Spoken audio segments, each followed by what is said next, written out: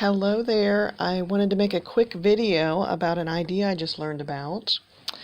I've got my new IKEA Alec drawers and I love this setup. It's two Alec drawers under my foldable plastic table that I take on crops. Good use of these IKEA drawers. And I've organized my items by the tools that I use, and I've got labels on them. I'm loving this setup. But one of the things I just learned about my re-inkers is I kind of have to pull these out and see what color they are. And I was watching a Jennifer McGuire video. I'll link it to give her credit for this idea. But she makes little colored dots and then puts them on the top of the bottles. So I'm trying to do this now. So I've got my re-inkers. I'm going to pull them out here.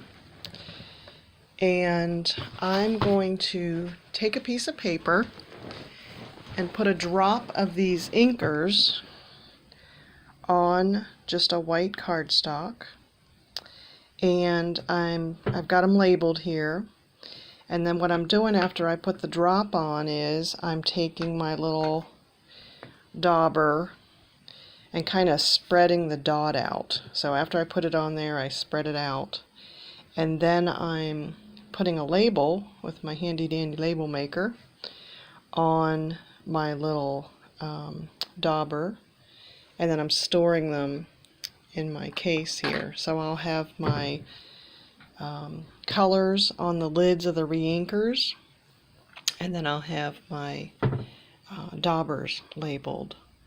So after these little swatches dry, I'm going to take my hole punch, and this is my medium-sized hole punch, and it'll make a little dot, and then I'm going to use my liquid adhesive to glue that on top of the re-inker bottles. And that way, in the drawer from the top, I can see what color these re-inkers are. So I'll be right back after those dry, and I've adhered them onto the top of the bottles.